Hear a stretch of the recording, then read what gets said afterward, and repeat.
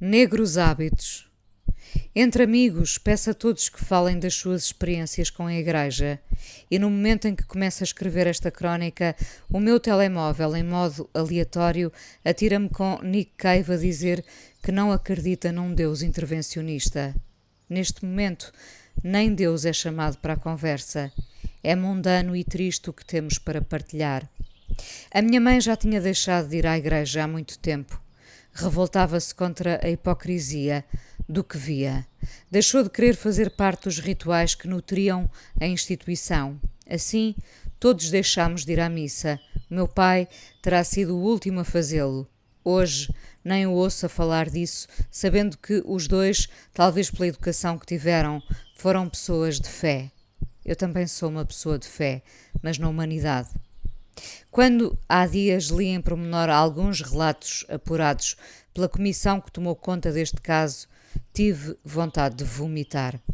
Não há exagero no que estou a contar. Foi física a repulsa, para além do que me ficou gravado na memória e que já dificilmente vou conseguir apagar. As coisas más ficam. Ai de algum Deus que nos livre da memória que separa os íntegros dos outros. Na aldeia, todos eram chamados a pagar a sua côngrua, um contributo para o pároco viver sem problemas. Para os mais nécios, um dever moral e religioso dos crentes que assim abasteciam o homem do hábito negro. O padre, o médico, o professor, talvez esta trilogia já não nos faça totalmente sentido. Tenho demasiado respeito por alguns professores e por outros tantos médicos. Lembro-me de a minha mãe ir incomodada a pagar essa côngrua e de isso ser sempre tema de conversa. Não era justo pagar, muito menos do outro lado exigirem saber quanto ganhava o meu pai para estar de acordo com a nossa contribuição. Assim, muito cedo, passei da miúda da catequese para aquela que questionava tudo o que via. Perguntava-me todos os dias porque é que aquele homem não se podia casar se vivia com a mulher que dizia ser sua empregada. Percebem os vários erros aqui contidos? Chamar empregada à mulher com quem ele partilhava casa e ela permitir. Lembro-me bem dela, pouco brio, um olhar que poucas vezes se erguia, talvez descontente com a sua condição incompleta.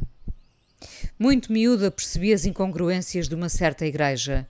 Tudo o que estudei sobre a figura de Jesus foi pela minha incansável curiosidade, curiosidade que é temida pela igreja. Quanto mais quiseres saber, mais vais descobrir e mais vais pôr em causa esse poder oco da instituição. Quando hoje leio ou ouço as reações dentro da igreja ao que aconteceu durante décadas, percebo como sempre vi o que parecia vedado aos outros. Mas é o medo que nos tolhe. O medo e, sem dúvida, a ignorância. Como podemos, miúdos, acreditar que aqueles homens sem vida alguma tinham poder para decidir o que é certo ou o que é errado? Quando um desses senhores de colarinho engomado veio dizer que também há papás e mamãs abusadores, atirando para todos nós a possibilidade da falha, e que falha inominável, questiono tudo. A sanidade dos crentes, do poder judicial, do Estado que, sendo laico, sempre se vergou perante a Igreja. Serem afastados os homens, não há mulheres aqui, lembram-se de que a Igreja lhes veda a entrada, que abusaram sem piedade, sem racionalidade, sem um pingo de humanidade, de gente indefesa e sem informação. Não chega. Todas estas vítimas merecem ter as suas feridas honradas.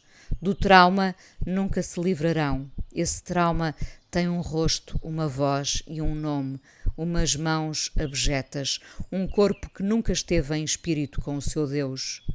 Se estes homens, velhos ou novos, não forem condenados pelo que fizeram, estaremos a falhar, mais do que nunca, como humanos.